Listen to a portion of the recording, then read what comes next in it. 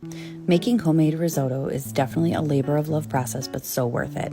You need to start with some hot chicken stock, some beautiful mushrooms. These are from River Valley Ranch in Burlington.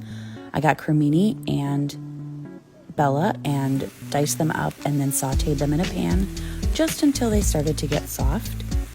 Release some of that steam from inside of them and just soften up a little bit, but I really wanted the texture to stay.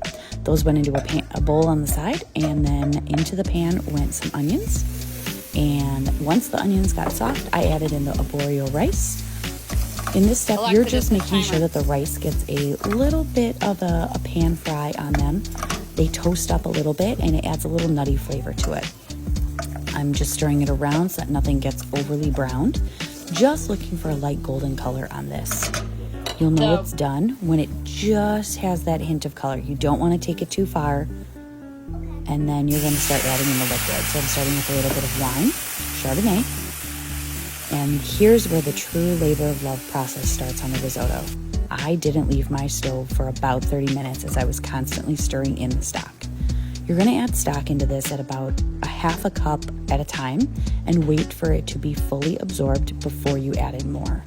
And you're constantly stirring so that nothing sticks to the bottom of the pan, keeping it at a light boil so that it's heating thoroughly through and that the liquid constantly keeps getting absorbed. So I used a ladle from my stock pot and kept adding it in once it was all absorbed. Here you can see I'm almost done with my stock. And I'm probably about 20-25 minutes in at this point, waiting for this all to absorb in. You can start to see that the rice has obviously changed since the beginning. It's fulfilling with that flavor of the stock, getting larger. Here I am almost done and getting so excited. The next steps are going to be adding the mushrooms back in and the cheeses. I used a Parmesan and Romano that I grated myself. I don't use pre-shredded because that has cornstarch on it.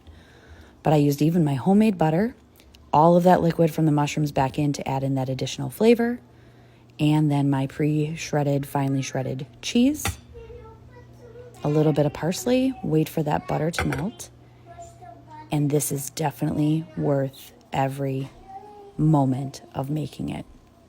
I understand a good risotto at a restaurant takes that time as well, and I appreciate chefs for making this at restaurants. This was worth every moment for me, and it's a little bit of a gluttonous meal, but totally worth it. I served it with some pan-fried Parmesan crusted chicken tenders, but I really made the risotto the star.